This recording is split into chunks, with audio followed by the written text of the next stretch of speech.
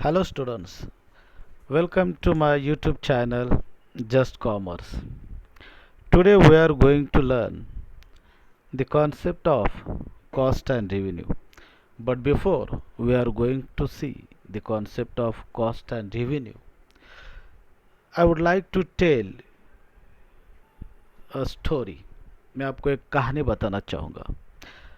हमारी इस कहानी का जो हीरो है उसका नाम है मिस्टर ए, जो एक कंपनी में एम्प्लॉय है और उसे 40,000 रुपये अच्छी खासी सैलरी भी मिल रही है।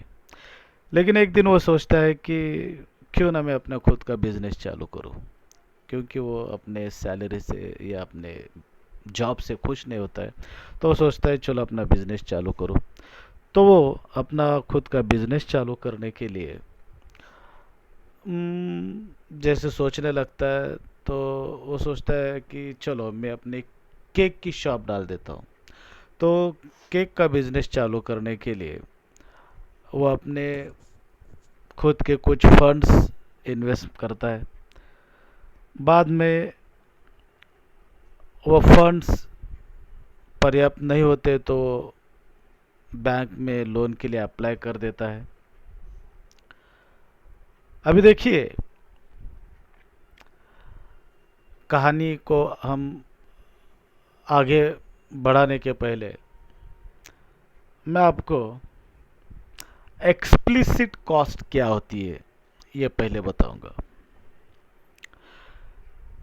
एक्सप्लिसिट कॉस्ट मतलब जो खर्चा हम कर रहे हैं, जो खर्चा हमें दिखाई दे रहा है, उसे हम कहेंगे एक्सप्लिसिट कॉस्ट।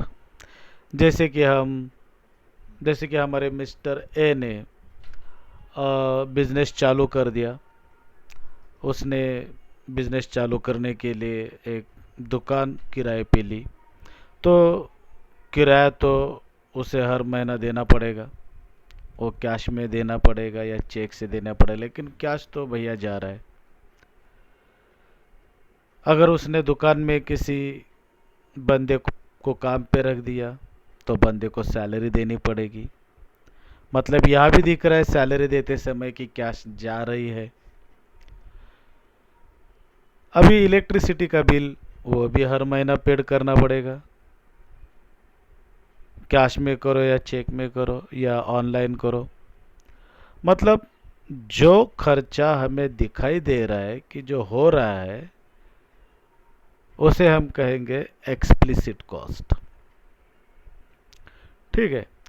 तो उसके बाद आता है इम्प्लिसिट कॉस्ट। अभी इम्प्लिसिट कॉस्ट को हम अच्छी तरह से जानने के पहले मैं थोड़ा सा कहानी को और आगे बढ़ाना चाहूँगा। जैसे हमारा मिस्टर ए दुकान चालू कर देता है, तो उसके हर खर्चे चालू हो जाते। जैसे कि खर्च दो प्रकार के होते, एक फिक्स्ड कॉस्ट एंड दूसरा वेरिएबल कॉस्ट। अभी हम फिक्स्ड कॉस्ट किसे कहेंगे?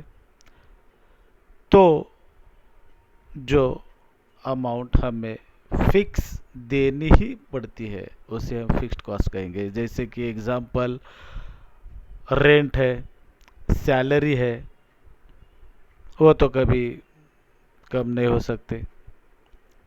अगर तुम्हारा बिजनेस नहीं भी चला तो भी रेंट तो कम नहीं होने वाला, सैलरी तो कम नहीं होने वाली। तो हम इसे कहेंगे फिक्स्ड कॉस्ट। अभी वेरिएबल कॉस्ट मतलब क्या? तो जैसे कि मिस्टर ए ने अपना बिजनेस चालू करने के लिए कुछ रॉ मटेरियल परचेस किया केक बनाने के लिए। तो जैसे कि वो रॉ मटेरियल परचेस करता है केक बनाने के लिए, तो कभी रॉ मटेरियल कम ज़्यादा लग सकता है। अगर उसने केक का प्रोडक्शन बंद कर दिया तो रॉ मटेरियल नहीं लगेगा। अगर उसने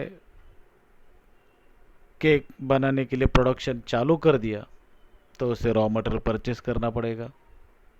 मतलब ये जो खर्चा है मिस्टर ए का, वो कभी हो रहा है कभी नहीं हो रहा है, कभी कम हो रहा है तो कभी ज़्यादा हो रहा है। अगर वो क्वांटिटी बढ़ा रहा है तो रॉ मटेरियल ज़्यादा परचेस करना पड़ेगा।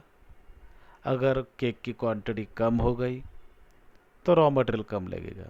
मतलब ये जो खर्चा है ये वेरिएबल है। तो आप अच्छी तरह से समझ गए होंगे कि फिक्स्ड कॉस्ट किसे कहते हैं और वेरिएबल कॉस्ट किसे कहते हैं। अभी हम देखेंगे इम्प्लिसिट कॉस्ट। अभी इम्प्लिसिट कॉस्ट क्या है? तो देखिए, अभी ये जो मिस्टर ये बिजनेस कर रहा है, तो बिजनेस करते समय वो बहुत सारे कुछ एक्सपेंसेस कर रहा है। किसी को सैलरी दे रहा है, बैंक को इंटरेस्ट दे रहा है, दुकान के मालिक को रेंट दे रहा है, रॉ मटेरियल वाले को जो भी परचेस किया है रॉ मटेरियल, जो भी वेंडर है, जो सप्लायर है, उसको भी पेमेंट पेड कर रहा है, पेमेंट दे रहा है। और इतना सारा होने के बाद जो भी कुछ प्रोडक्शन तैयार हो रहा है वो बेचने के बाद और सबको पेमेंट पेड करने के बाद जो भी कुछ बचता है उसे हम प्रॉफिट कहेंगे। और इस प्रॉफिट में अपना जो हीरो है मिस्टर ए, उसकी सैलरी इंक्लूड है। और सैलरी के साथ साथ उसने जो अपने खुद का फंड इन्वेस्ट किया है ये बिजनेस चालू करने के लिए, उस पे जो इंटरेस्ट है वो भी उसमें ही इंक्लूड है। जैसे कि अगर वो बिजनेस चालू नहीं करता या अगर वो अपने खुद के फंड किसी और जगह इन्वेस्ट कर देता, शेयर्स में या डिबेंचर्स में, तो उसे इंटरेस्ट तो मिलता, लेकिन वो फंड उसने अपने खुद के बिजनेस में इन्वेस्ट कर दिए, तो उस पे जो इंटरेस्ट उसे मिल रहा है वो भी उस प्रॉफिट में ही इंक्लूड है। मतलब उस प्रॉफिट में उसकी सैलरी इंक्लूड है, प्लस उसका इंटरेस्ट, उसने खुद का जो फंड इन्वेस्ट किया है बिजनेस में उसका इंटरेस्ट भी इंक्लूड है।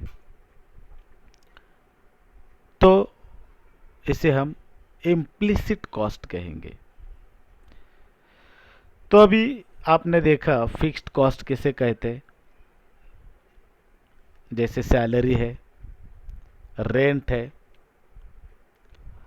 बैंक में जो मिस्टर ए ने लोन निकाला है उस पे जो उसको इंटरेस्ट देना है, ये सब चीज़ें जो है वो फिक्स्ड कॉस्ट हम उसे कहेंगे। अभी वेरिएबल कॉस्ट को भी आपने जाना है। वेरिएबल कॉस्ट हम किसे कहते हैं? जैसे कि अगर प्रोडक्शन कम होता है तो रॉ मटेरियल कम लगेगा, प्रोडक्शन बढ़ाना है तो रॉ मटेरियल ज़्यादा लगेगा, अगर प्रोडक्शन बंद हो जाता है तो रॉ मटेरियल की ज़रूरत ही नहीं पड़ेगी। तो ये जो कॉस्ट है, ये जो एक्सपेंसेस हो रहे हैं, उसे हम वेरिएबल कॉस्ट कहेंगे। अब ये लास्ट जो चीज़ है अपॉर्चुनिटी कॉस्ट, ये तो बहुत ही इंटरेस्टेड बात है। अभी अपॉर्चुनिटी कॉस्ट किसे कहते हैं? जैसे मैंने शुरुआत में कहा, ये जो हमारे कहानी का जो हीरो है, किरदार है मिस्टर ए, उसने बिजनेस चालू करने के लिए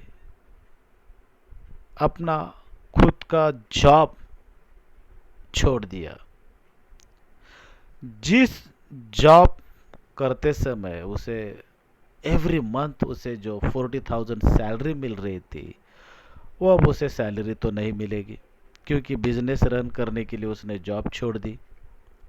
मतलब जो अपॉर्चुनिटी थी जो बिजनेस में उसे दिख रही थी, वो अपॉर्चुनिटी पाने के लिए उसने अपनी जॉब छोड़ दी, और जो सैलरी मिल रही थी वो भी अभी उसे नहीं मिलेगी। मतलब उसने सैक्रिफाइस किया, उसने 40,000 रुपीज सैक्रिफाइस किए, और उसका जो ड्रीम था बिजनेस चालू करने का, प्रॉफिट कमाने का, वो उसने पाने के लिए वो जॉब को उसने क्विट कर दिया। He quit his job to start his business. तो हम इसे कहेंगे अपॉर्चुनिटी कॉस्ट।